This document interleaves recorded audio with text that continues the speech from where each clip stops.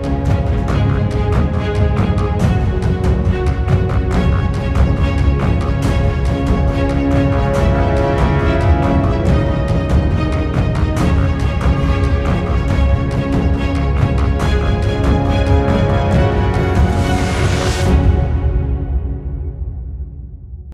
All, कैसे हैं आप लोग। Welcome to tech talk with Shantanu Hussain. मैं विशाल अग्रवाल आप सभी का स्वागत करता हूं आज के इस नए एपिसोड में। दो बड़े इवेंट्स अब हमारे पीछे हो गए हैं। ये बीता हफ्ता काफी डेटा हैवी था, जहां यूएस फेड की मीटिंग का आउटकम और वोट ऑन अकाउंट यानी यूनियन बजट दोनों का ही असर एक ही दिन में देखने को मिला। ऐसी स्थिति में एक इवेंट का आकलन करना काफी मुश्किल हो जाता है जहां दोनों ही इवेंट्स काफी बड़े हों। फेड चेयरमैन की भाषण को हमेशा से ही काफी उत्सुकता से देखा जाता है, सुना जाता है। इस बार की एक्सपेक्टेशन ये थी कि वहां पर कोई भी रेट कट अभी के लिए नहीं होने वाला है, लेकिन वो कोई रोड मैप दे देंगे।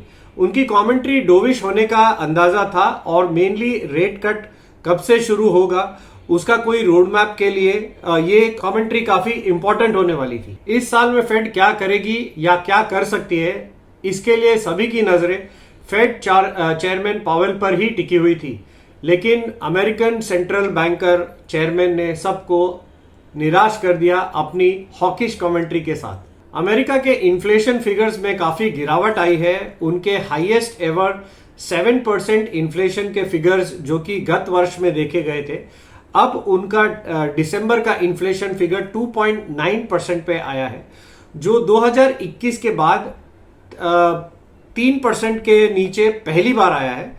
और इसमें इंटरेस्टिंग पार्ट है कि अमेरिकन महंगाई घटने के बावजूद वहां की इकोनॉमी के बढ़ने की रफ्तार में कोई कमी अभी तक नहीं देखी गई है।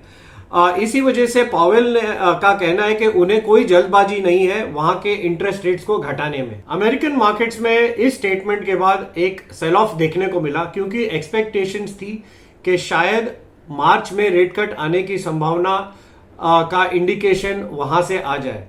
अब सभी इकोनॉमिस्ट का मानना है कि पहला रेट कट हो सकता है कि मई जून के महीने में आने की प्रबल संभावना बनती जा रही है।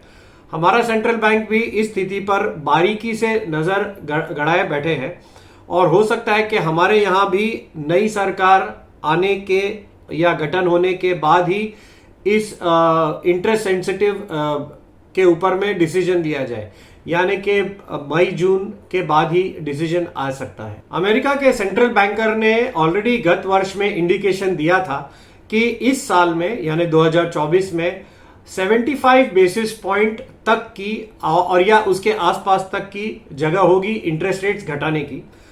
अब हम हमारे यूनियन बजट की बात कर लेते हैं, जो कि एक नॉन इवेंट की तरह पास हो गया है।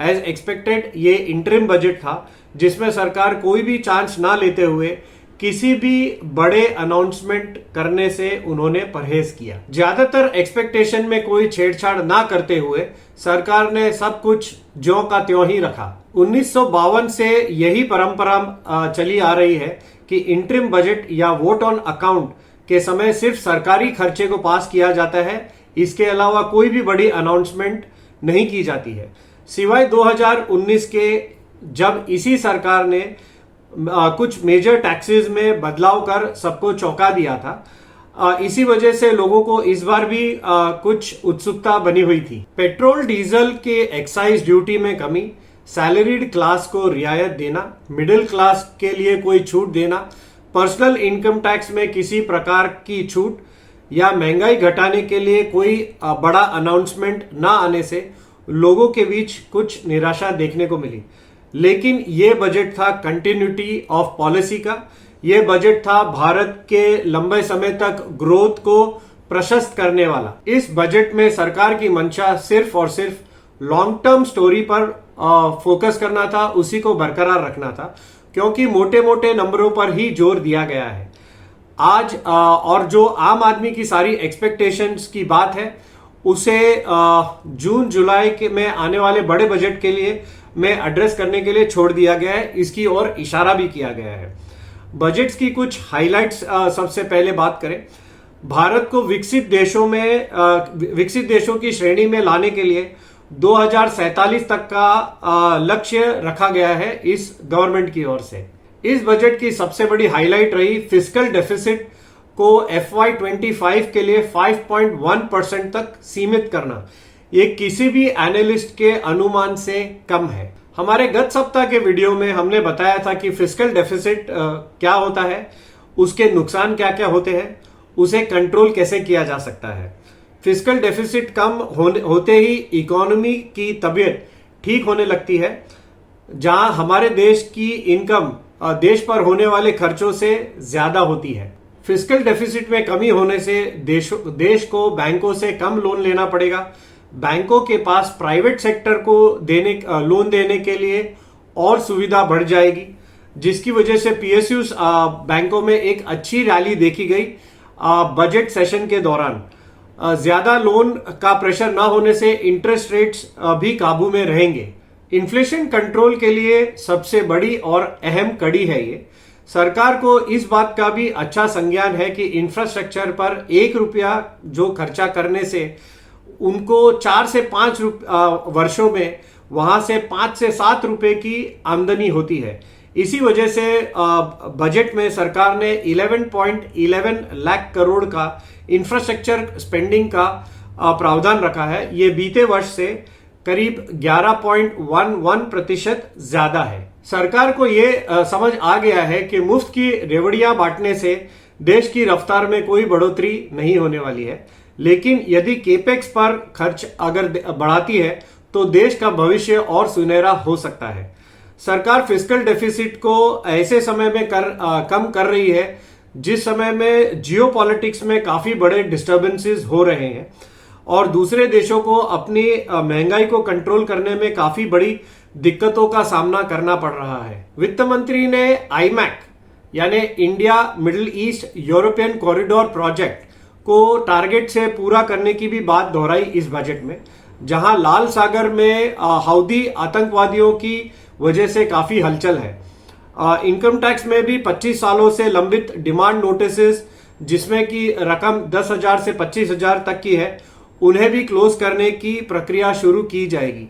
यहां बता दें कि गवर्नमेंट ने बताया है कि 1962 से लेकर अभी तक में जितने भी छोटे बड़े जो इनकम टैक्स में केसेस जो लंबित है, उन्हें बंद करने की प्रक्रिया शुरू की जाएगी, जिससे कि करीब 1 करोड़ लोगों को फायदा होगा और भारत सरकार पर करीब 3,250 करोड़ का बोझ पड़ेगा। नए मैन्युफैक्चरिंग यूनिट्स जो कि मार्च 2024 के बाद चालू होंगे, उनके लिए लोअर टैक्स रेजीम लागू नहीं होगी।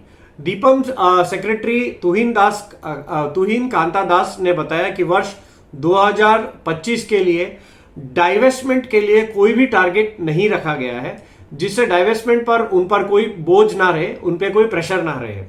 फाइनेंस मिनिस्टर ने बताया कि सरकार फिस्कल कंसोलिडेशन को और बेहतर करने के लिए काफी प्रयास कर रही है।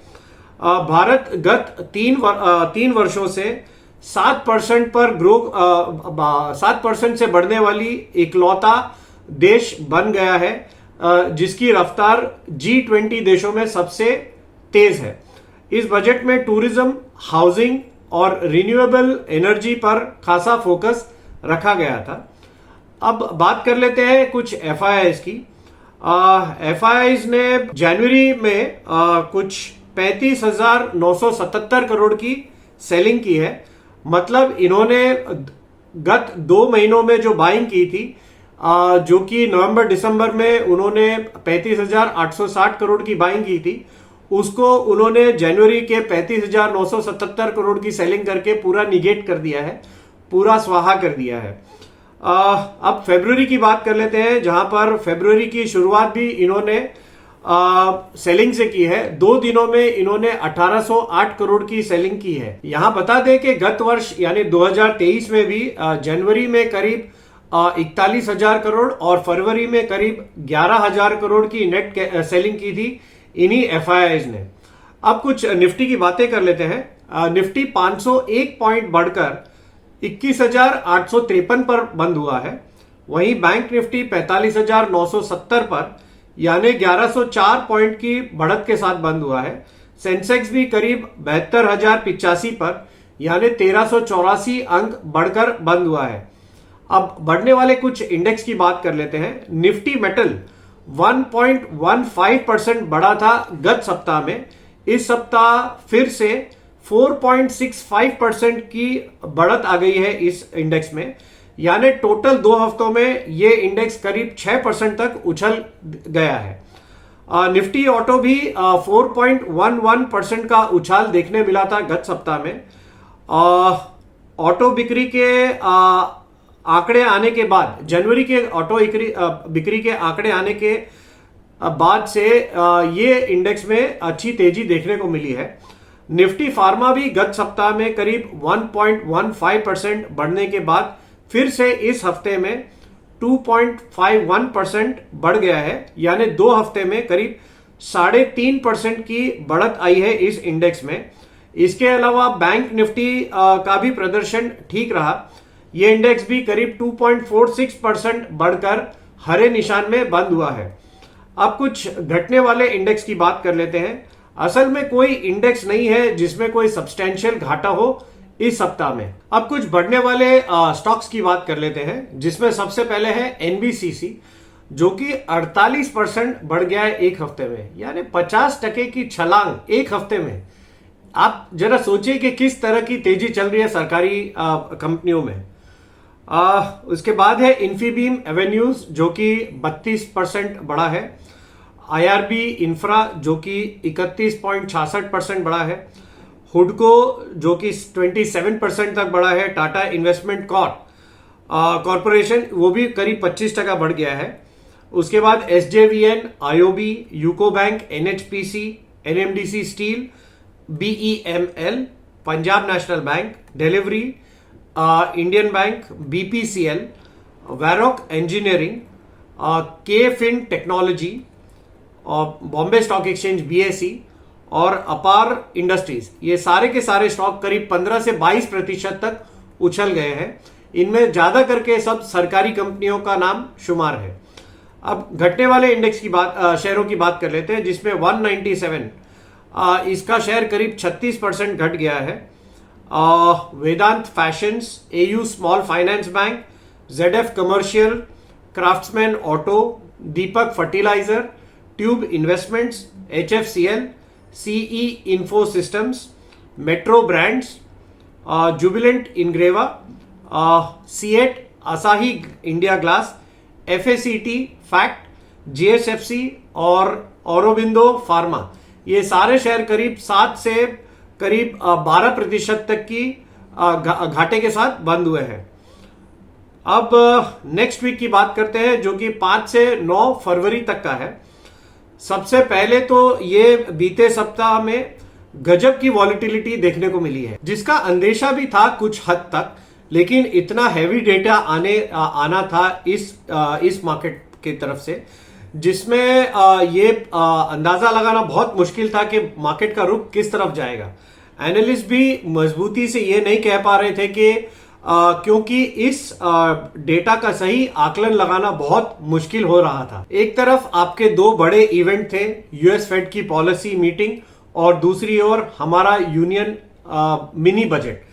साथ साथ में यहां पर कंपनीज के रिजल्ट्स, जिसमें काफी बड़े बड़े कंपनीज ने अपने रिजल्ट्स डिक्लेयर किए इसी हफ्ता में। इसके साथ ही वीकली बैंक निफ्टी की एक्सपायरी भी थी, जिससे बैंक शेयरों पर काफी दबाव देखने को मिला। और ऐसे ही समय में एक ही दिन शुक्रवार को निफ्टी की गैप अप ओपनिंग और फिर दिन में करीब 300 पॉइंट की इंट्राडे टॉप से फॉल, इसकी वजह से भी काफी वॉलेटिलिटी देखने को मिली। ट्रेडर्स के लिए ऐसे समय में ट्रेड करना बहुत ज्यादा मुश्किल हो जाता है। बजट से पहले ऑप्शन प्रीमियम में जोरदार उछाल देखा गया था, जिससे ऑप्शंस काफी महंगे हो चले थे। जैसे ही बजट का ये इवेंट खत्म हुआ, इंडिया विक्स, जिसको आप वॉलेटिलिटी इंडेक्स भी कह सकते हैं, वो करीब 10% तक लुढ़क गया, गिर गया। ऐसे में सभी ऑप्शन बायर्स को काफी नुकसान झेलना पड़ा। यदि आपने गलत डायरेक्शन में कोई ट्रेड किया है, ऑप्शन बाइंग की है, तो उसमें तो नुकसान होना ही है। लेकिन अगर किसी ने सुबह ऑप्शन बाइंग की है और सही डायरेक्शन में भी की है, लेकिन आपने फिर भी उस ऑप्शन में नुकसान किया है, क्योंकि जैसे ही आपका इवेंट खत्म हो गया, विक्स कम हो गया, तो आपका ऑप्शन का प्राइस ऑटोमेटिकली घट गया। तो आप सही डायरेक्शन में होते हुए भी आपने ऑप्शन बाइंग की है, तो आपको नुकसान लगा है। गुरुवार के दिन ऑप्शन राइटर जो कि ऑप्शंस बेचता है, इन ट्रेडर्स को ऑप्शंस के प्रीमियम डीके होने से यानी प्रीमियम गलने से नफा हुआ है। और क्योंकि गुरुवार की सुबह अमेरिका में सेल ऑफ देखने मिला था, जिसकी वजह से एशियन मार्केट्स भी ढीले ही थे, इसी वजह से हमारे मार्केट्स में ओवरहैंग देखने को मिला है। बजट में कोई खराब न्यूज ना होने की वजह से भी ये एक नॉन इवेंट जैसा बन गया। वो बोलते हैं ना, no bad news is good news. तो अमेरिका की मंदी और यहां के पॉजिटिव सेंटिमेंट्स की वजह से भरपूर वॉलेटिलिटी देखने को मिली। अब शुक्रवार को जब मार्केट्स ओपन हुए, तब यह लग रहा था कि मार्केट्स में बजट की अनाउंसमेंट के चलते बाजार ऊपर ओपन होंगे, काउंटर स्पेसिफिक में तेजी बन सकती है, और बिल्कुल वैसा ही हुआ। बढ़िया गैप अप ओपनिंग देखने को मिली, क्योंकि अमेरिकन मार्केट्स में तेजी दिखने मिली थी और एशियन मार्केट्स भी तेजी ही दिखा रहे थे। प्लस हमारा भी मूड माहौल बजट को लेकर अच्छा ही था। गिफ्ट निफ्टी भी इसी ओर इशारा भी कर रहा था, जिसकी वजह से हमारा मार्केट्स एक गैप अप ओपनिंग कर दिया। 114 पॉइंट की गैप अप ओपनिंग के साथ बाजार शुक्रवार के सेशन में ओपन हुआ। 21,812 के लेवल पर ओपनिंग हुई। जैसे ही ओपन हुआ, वहां से बुल्स ने एकदम से चाबुक मार दिया और फिर तो बाजार वहां से रुकने का नाम ही नहीं ले रहा था। एक समय निफ्टी 430 पॉइंट ऊपर ट्रेड कर रहा था, 22,126.8। ये हाई लगाकर मार्केट्स ने पिछले हाई को तोड़कर एक नया हाई बना लिया है। वैसे देखा जाए तो पिछले हाई से सिर्फ 2 पॉइंट ऊपर है ये लेवल, लेकिन निफ्टी के लिए एक नया लाइफ हाई बन गया है। ये सारी की सारी तेजी दोपहर में 11:30 बजे तक की रही। इसके बाद बाजार में एक बहुत बड़ी प्रॉफिट बुकिंग देखने को मिली। एक समय में निफ्टी टॉप से 300 अंक गिरकर इंट्राडे वॉलेटिलिटी के तहत नीचे आ गया था, जिसके बाद बैंक मेनली इसमें बैंक निफ्टी में तगड़ी मुनाफा वसूली देखी गई।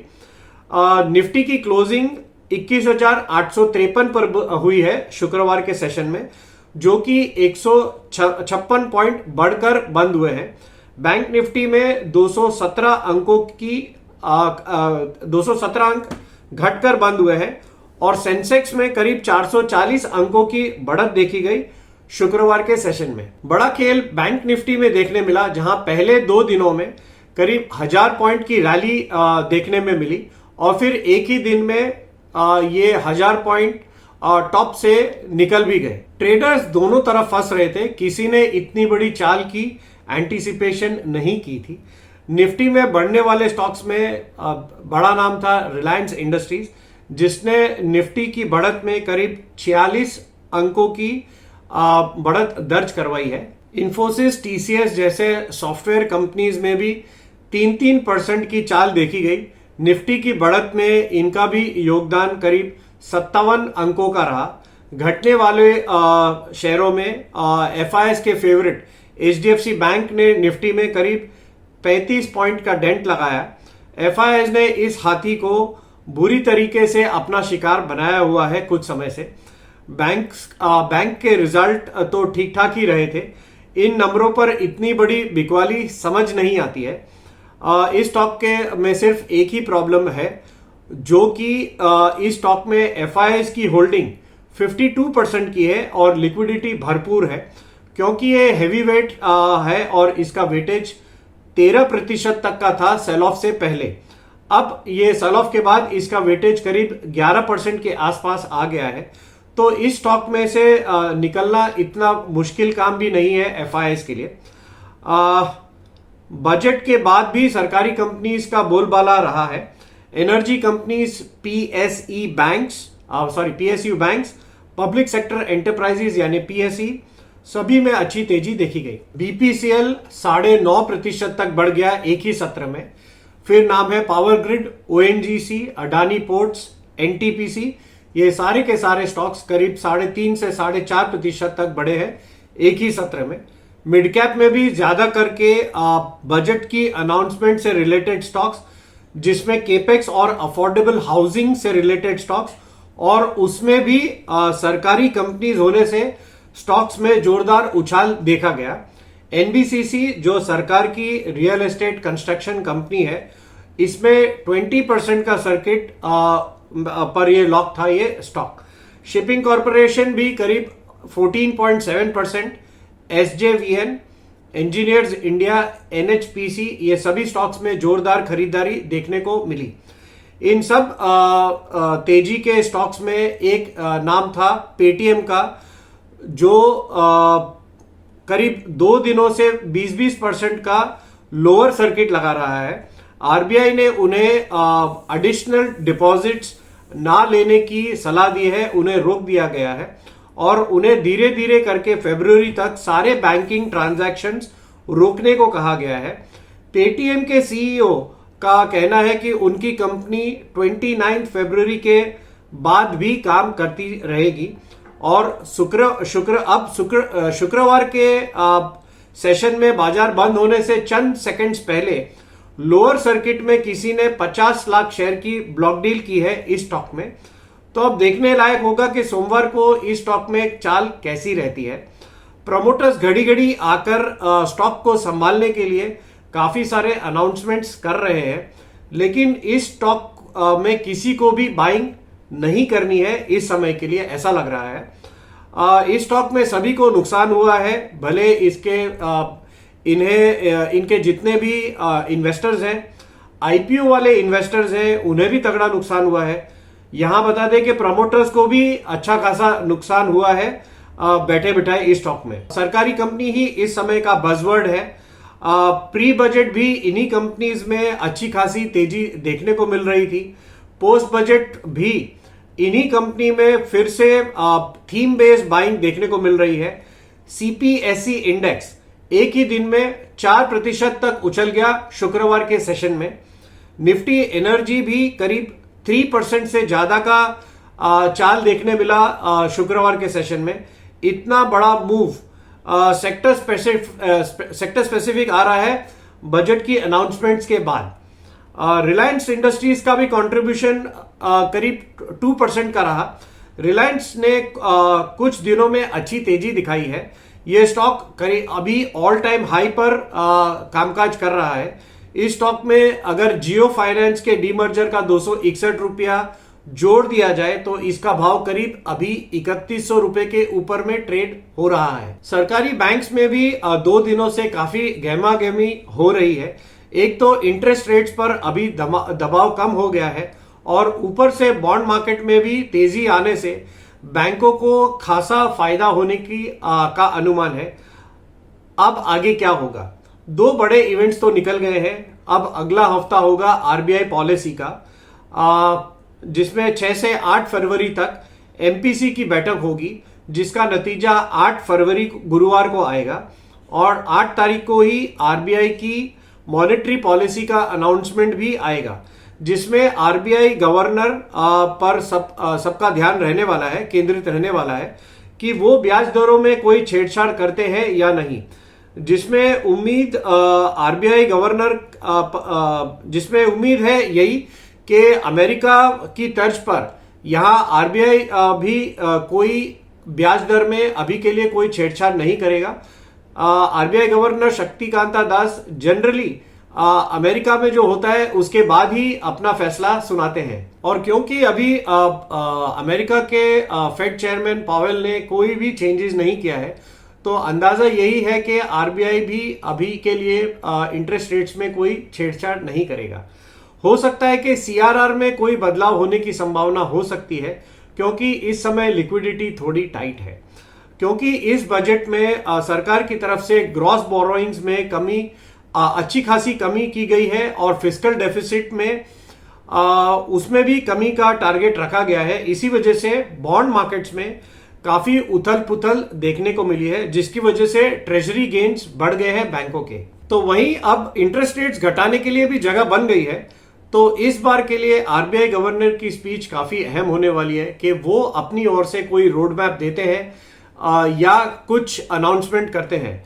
तो अब ये इंटरेस्टिंग रहने वाला है कि अब अमेरिका में इंटरेस्ट रेट्स में कमी पहले होती है या हमारे यहाँ पे आरबीआई इस पर कोई डिसीजन ले पाता है।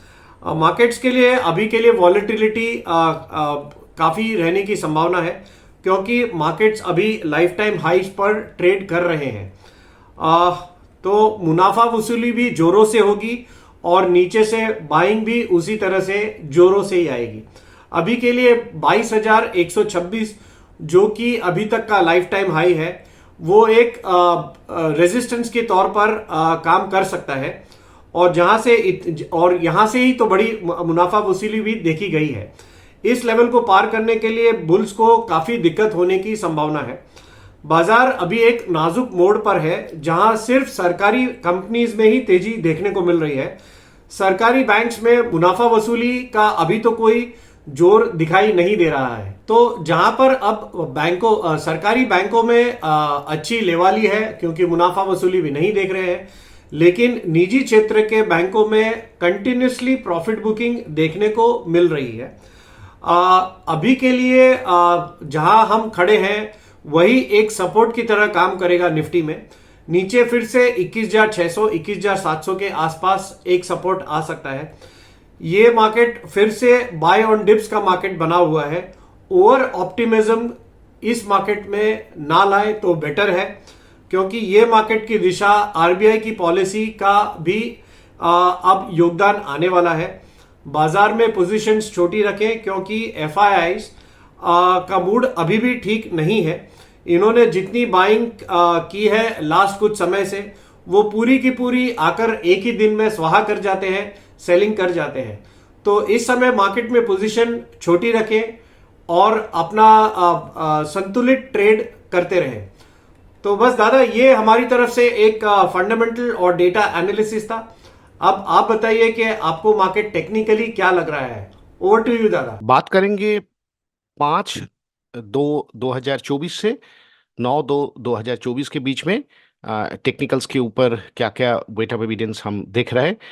मेरे बाई तरफ है वीकली निफ्टी स्पॉट, बीच में है उसके बाद डेली निफ्टी, यहाँ बैंक निफ्टी वीकली, उसके बाद डेली बैंक निफ्टी एंड उसके बाद एक पीएसयू बैंक इंडेक्स। इंटरेस्टिंग है। तो पहले वीकली निफ्टी के ऊपर हम यहाँ पर व्यू देखते हैं क्या है। 8 एक्सपोनेंशियल के ऊपर क्लोजिंग वीकली, और बजट के बाद बाजार ज्यादा कुछ नहीं गड़बड़ होके ऊपर की तरफ नया हाई तो किया है, लेकिन हाई से फिजल आउट हो गया। माने ये बोल सकते हैं कि ऊपर से हम लोग का सेलिंग तो मिला है, और ये जो क्लोजिंग आया है ये जोन का सेकंड हाईएस्ट क्लोजिंग। तो जब तक निफ्टी अभी का जो हाई बना हुआ है 22,126, और ये जो प्रीवियस स्टॉप था ये 22,124, और यहां पर जो क्लोजिंग था 21,890 माने 21,900 का पकड़ के चलिए। तो जब तक 22,000 के ऊपर निफ्टी का क्लोजिंग नहीं आता है वीकली के हिसाब से, तो पॉजिटिविटी ज्यादा पॉजिटिविटी में कन्वर्ट नहीं होगा, थोड़ा रुक रुक के जाएगा। हायर लेवल से जो सेलिंग प्रेशर आ रहा है वो समझ में आ रहा है। दैट मीन्स वोलेटिलिटी, जो लास्ट वीक में भी हम लोग बात किया था कि ऊपर और नीचे में परफेक्ट जाएगा। अगर जब तक आप नहीं कर पाएंगे वोलेटिलिटी का हिसाब से, ऊपर में रेजिस्टेंस और नीचे में सपोर्ट दिखाई देगा। एक्स्ट्राऑर्डिनरी नीचे में शॉर्ट सेल आपको ट्रैप्ड कर सकते हैं, ऊपर में सेम, ऊपर में ज्यादा ऊपर भाव में लेने से आप भी ट्रैप्ड हो सकता है। Weekly MACD is concern slope, जो लास्ट वीक में थोड़ा डिप हुआ था, वो फिर से positive zone, that means trending upward के हिसाब से जाने का कोशिश कर रहे हैं। 1-2 हफ्ता और हम लोग को वेट करना चाहिए, क्योंकि आफ्टर बजट ऑब्जर्वेशन और व्यू लेके बाजार मोटा मोटी हवे हिसाब से देखा जाए ये फ्राइडे अच्छा ही क्लोजिंग आया है। तो ये था Nifty weekly. Now interesting point is Nifty daily. क्यों इंटरेस्टिंग बोल रहा हूं? देखिए, जो 13 डीएमए के ऊपर कंसेक्यूटिव 3 क्लोजिंग हो चुका है, 1 2 3, और हाईएस्ट पॉइंट जो है, जो निफ्टी अभी तक का जो हाई है, दैट मीन्स फ्राइडे का जो हाई बना है 22,126, दैट मीन्स विथ फिल्टर 22,150 के ऊपर अगर ट्रिगर होता है तो 3 दिन कंसेक्यूटिव हाईएस्ट हाई का जो हाई है वो क्रॉस करेगा। तो वो एक पॉजिटिव वाइब हो सकता है। और यहाँ एक छोटा सा एक राउंडिंग 64 टाइप का बोल सकता है, तो ये एक पॉजिटिव वाइब क्रिएट कर सकता है नेक्स्ट कमिंग डेज में। बट उसके लिए निफ्टी को 22,150 के ऊपर ट्रेड होना ही पड़ेगा, स्पॉट निफ्टी इज कंसर्न। नीचे में जब तक 13 डीएमए नहीं टूटता है, बाजार बार बार वो 13 डीएमए के आसपास में सपोर्ट ले सकता है। That means 21,600 is a round number. इसके आसपास जैसे ही बाजार आएगा एक पॉजिटिव वाइब क्रिएट कर सकता है। तो ये एक ट्रेडिंग बैंड है, बहुत दिन से ये ट्रेडिंग बैंड चल रहा है। देखना ये पड़ेगा कि ट्रेडिंग बैंड टूटता है किस तरफ, ऊपर की तरफ या नीचे की तरफ। बाकी जो चीज है, कोई ज्यादा एक्टिविटीज है नहीं वोलेटिलिटी के अंदर। थोड़ा सा पॉजिटिव वाइब लेके बाजार बंद हुआ है। बैंक निफ्टी, निफ्टी जैसे पॉजिटिव है, बैंक निफ्टी वीकली नेगेटिव है। और हिसाब से देखा जाए बैंक निफ्टी का वीकली स्लोप भी अभी भी नेगेटिव जोन में ही है। एक ही कंसर्न है बैंक निफ्टी का, दैट्स वाई बैंक निफ्टी अभी भी हम लोग को ऊपर एक पॉजिटिव वाइब क्रिएट नहीं कर पाया है। But very interesting chart bank Nifty का। डेली डेली अगर देखा जाए तो बार बार 13 डीएमए के ऊपर 2 बार क्लोजिंग दे रहा है कंजिक्यूटिव, बट थर्ड टाइम जब देने का चाहिए जिस हिसाब से हम लोग पॉजिटिव सोचते हैं, वो नहीं देके वो नीचे आ रहा है। ये यहां पर भी हुआ था, यहां पर हुआ था, अब नाउ फिर से वही कंडीशन उभर के आया है। ऑल्दो नेगेटिव बंद हुआ है but still above 13 DMA simple. तो मंडे का closing is very vital, that's why मैंने तीनों मार्क किया हूं। को देखना चाहिए कि बैंक निफ्टी इसके अंदर क्या बिहेव करता है। और RSI is concern is absolutely flat 50 के नीचे, दैट मीन्स थोड़ा सा नेगेटिव वाइब तो है। लेकिन बैंक निफ्टी पूरा ये जो ये जोन जो है, पूरा ये ट्रेंड, ये काफी इंटरेस्टिंग चीज बना हुआ है, गैप है। आप अगर हाइट ऑफ हायर बॉटम देखेंगे उसमें कुछ बॉटम फॉर्मेशन है। बट मेरे हिसाब से बैंक निफ्टी अभी ट्रेंड डिसाइडर फैक्टर नीचे की तरफ जो है वो है 43,200 स्पॉट। ये 43,200 अगर स्पॉट टूटता है तो बैंक निफ्टी फिलहाल जो थोड़ा सा भी पॉजिटिव कुछ चीज है उभर का है, वो नेगेटिव में कन्वर्ट हो जाएगा। और ऊपर की तरफ बैंक निफ्टी को ऊपर जाने के लिए पहला जो है ये जो गैप पूरा फुलफिल करके इसके ऊपर क्लोजिंग आना चाहिए, देना पड़ेगा, तब जाके बैंक निफ्टी एक पॉजिटिव वाइब क्रिएट कर सकता है। नाउ इंटरेस्टिंग पार्टीज, अगर मैं यहां पर जितना भी चार्ट है इसको ऑफ कर दूं, bank Nifty daily and bank Nifty PSU bank Nifty दोनों दो दिशा के ऊपर है। हालांकि ये पूरा बैंकिंग सेक्टर का इंडेक्स के अंदर ही पीएसयू बैंकिंग निफ्टी है, बट पीएसयू निफ्टी का इंडेक्स बैंक निफ्टी के अंदर है। लेकिन बैंक निफ्टी का इंडेक्स के जो मेजर पार्ट प्लेयर है like HDFC, axis, ICICI, Kotak, IndusInd, ये सब इसके अंदर नहीं है। तो ये काफी इंटरेस्टिंग चार्ट है। दैट मीन्स ये समझ में आ रहा है कि पीएसयू बैंक में एक्टिविटीज ज्यादा है सिवाय प्राइवेट से। तो आप लोग ये गौर कर सकते हैं कि पीएसयू बैंक के ऊपर थोड़ा कंसंट्रेशन ज्यादा कीजिए। PSU bank like as example State Bank, Bank of Baroda, Canara Bank, as example. तो ये चार्ट जिस हिसाब से बना हुआ है और जिस मोमेंटम में है, मेरा नजर अभी भी पीएसयू बैंकिंग के ऊपर ही रहेगा। और बाजार तो अभी पीएसयू का फ्लेवर में है। तो ये था मेरा इंडेक्स के ऊपर बातचीत, जो कि व्यू है एडुकेटिव पार्ट के हिसाब से, किस जगह में हम लोग बंद हुआ है, कहाँ हम लोग का सपोर्ट रेजिस्टेंस है, वो नेक्स्ट स्लाइड में हम लोग बात करेंगे। Calculative support resistance.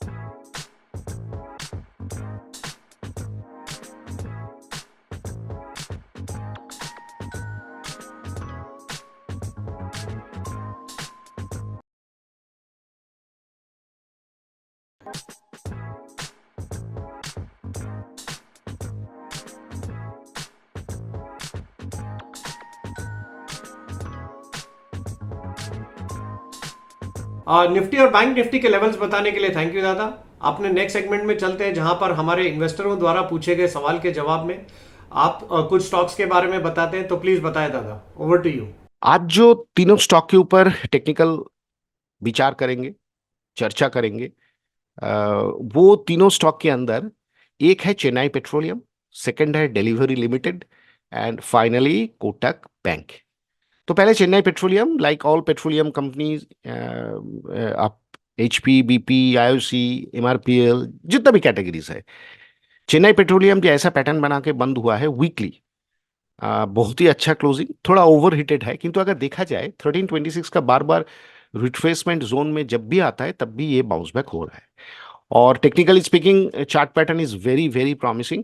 जैसे कि अभी एच पी वी पी उसका एवर हाई क्रॉस कर रहा है, ये बहुत पहले ही वो एवर हाई क्रॉस करके ऊपर जा चुका है, और ट्रेंडिंग जिस हिसाब से ट्रेंड चल रहा है, without any hesitation it's a strong strong bull trend.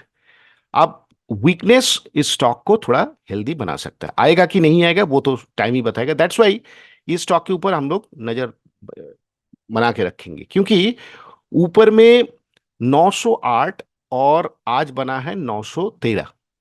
क्यों मैं ये बात बोल रहा हूं? अगर मंथली के हिसाब से देखा जाए, हर मंथ जब भी हाई क्रॉस करता है तो इसका प्राइस एक्शन मोमेंटम बढ़ता रहा है। वो बहुत दिन से ये प्रोसेस चल रहा है। तो आप ये प्रोसेस कंटिन्यू होगा कि नहीं होगा वो तो टाइम बताएगा, लेकिन सो फार प्रीवियस जनवरी का जो हाई है 908 के ऊपर ट्रिगर तो हुआ है, तो दैट मीन्स एक पॉजिटिव वाइब ऑलरेडी क्रिएट करके बैठा हुआ है। इसीलिए मैं ये स्टॉक के ऊपर नजर बना रहूंगा, क्योंकि सेंटीमेंट थोड़ा पॉजिटिव वाइब क्रिएट कर रहा है। Trend concern, that's why others indicator थोड़ा ओवरबॉट जोन में रहेगा, लेकिन trending indicator is concern absolutely no problem, absolutely fine. Next stock के ऊपर जो टेक्निकल वेट ऑफ एविडेंस है वो है डिलीवरी। आफ्टर क्रैक 1326 का क्रॉसओवर और जिस हिसाब से क्लोजिंग हुआ है, टोटल इस जोन में सबसे बढ़िया क्लोजिंग दिया है। और उसके साथ उसका पहले बार जो लास्ट वीक का जो कैंडल था वो थोड़ा रिवर्सल कैंडल का इंडिकेशन है, तो एक कंफर्मेशन तो आया है। नाउ एनी रिट्रेसमेंट, फिर से दोबारा ये प्रीवियस स्टॉप जो है यहाँ तक आने से ये एक अच्छा सपोर्ट एरिया बन सकता है। That means around 450 and we are closing now 473। तो any retracement up to 440 and 450 is a very good support area मेरे हिसाब से, जो चार्ट ये दिखा रहा है। And other oscillator and indicator is concern, MACD weekly fine, आप घर पे भी चेक कर सकते हैं। मंथली अभी तक उतना डेवलप हो नहीं हुआ, क्योंकि उतना डेटा है नहीं। तो जो नेगेटिविटी था ये मंथ में, ये वीक में आके थोड़ा पॉजिटिव वाइब क्रिएट करके बंद हुआ है। Stochastics and RSI absolutely fine, RSI momentum भी दिखा रहा है, मतलब 60 के ऊपर वीकली जा रहा है, हायर हाई फॉर्मेशन कर रहा है, तो एक पॉजिटिव वाइब क्रिएट तो हुआ है। Now observation and watch list में डाल के ये स्टॉक आप लोग स्टडी पर्पस के लिए और भी study like fundamental and technicals का अदर्स थिंग देख सकते हैं। Last stock Kotak bank, complete complete down trend, range trading, कुछ भी बोलिए, स्लैंटिंग टू डाउनवर्ड्स, थोड़ा बहुत, ज्यादा कुछ नहीं है। बट ये सिलसिला चल रहा है 2021, 2022, 2023, 3 साल तो हो गया, अभी तक कोई कंसोलिडेशन के बाद कोई ब्रेकआउट नहीं आया, ब्रेकडाउन भी नहीं आया। तो ये जो सिचुएशन बना हुआ है, क्या ये सिचुएशन कंटिन्यू होगा? अगर बैंक निफ्टी को परफॉर्म करना है तो कुछ प्राइवेट सेक्टर बैंक के अंदर ये कोटक बैंक भी आता है, इसके लिए मैं कोटक बैंक के ऊपर नजर रखूंगा। डबल बॉटम किया है एक ट्रेंड के बाद, 1326 का बेस अभी तक क्रॉस डाउन नहीं हुआ है, ये एक पॉजिटिव वाइब के हिसाब से। ऊपर में स्पॉट में 1862, that means with filter minimum 1870 के ऊपर अगर चलता है तो प्रीवियस जो टॉप है इसको चैलेंज कर सकता है, 1900 1920। तो ये एक पॉजिटिव सिनेरियो बन सकता है 1326 को बेस के लेके। मैं थोड़ा सा आरएसआई और स्टोचैस्टिक्स के ऊपर अभी मोमेंटम दिखा रहा है, अपवर्ड मोमेंटम जर्नी हो सकता है अगर बैंक निफ्टी को उभरना है तो, बार बार यही बोल रहा हूँ। वीकली एमएसीडी जो लास्ट तीनों वीक के बाद ये एक छोटा सा पॉजिटिव टिक आया है, तो थोड़ा बहुत पॉजिटिव थोड़ा कुछ नेगेटिव, इसके हिसाब से कोटक बैंक मेरा नजर में रहेगा कमिंग 3 वीक के लिए, मैक्सिमम 5 वीक। क्या ये रेंज से निकलने का कोशिश होगा वो तो टाइम बताएगा। आप लोग नाम के हिसाब से कोटक महिंद्रा बैंक तो कुछ बोलने का नहीं है, आप लोग फंडामेंटली जरूर चेक कर लीजिए, बाकी सारा चीज चेक कर लीजिए, ये कोई बाई सेल रिकमेंडेशन नहीं है। मैं टेक्निकली जहां बाजार के हर एक चीज ऊपर की तरफ जाने का कोशिश कर रहे हैं, कुछ स्टॉक नेगेटिव जा रहा है, कुछ स्टॉक उभर के नेगेटिव से उभर के पॉजिटिव की तरफ जाने का कोशिश कर रहे हैं, उसके हिसाब से मैंने दिखाया तीनों सेक्टर से, Chennai petroleum, delivery and Kotak bank. चलिए देखते हैं कि ये स्टॉक का डेवलपमेंट नेक्स्ट वीक ऑनवर्ड क्या क्या चीज आता है पॉजिटिव, क्या क्या चीज आता है नेगेटिव। अब फिर से चलिए हम लोग का नेक्स्ट सेगमेंट में। ये स्टॉक्स के बारे में जानकारी देने के लिए थैंक यू दादा। अपने नेक्स्ट सेगमेंट में चलते हैं जहां पर आप कुछ ब्रेकआउट स्टॉक्स के बारे में बताते हैं, तो प्लीज बताएं दादा, ओवर टू यू।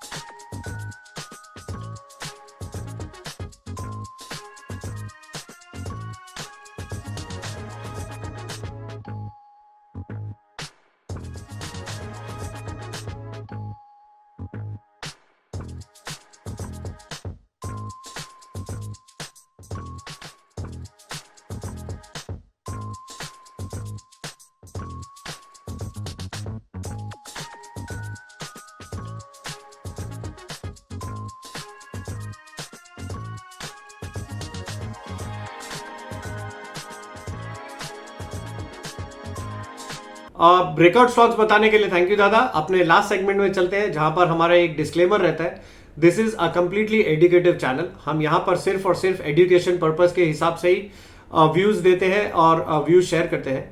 हमारी गुजारिश है कि हमारे जितने भी व्यूअर्स हैं, ट्रेडर्स हैं, इन्वेस्टर्स हैं, जो भी हमारा चैनल देखते हैं, वो अपना कोई भी ट्रेड लेने से पहले अपनी सोच समझ के साथ या किसी सेबी रजिस्टर्ड एनालिस्ट की सोच समझ के साथ ही ट्रेड करें। We will not be responsible for anything. Thank you, bye.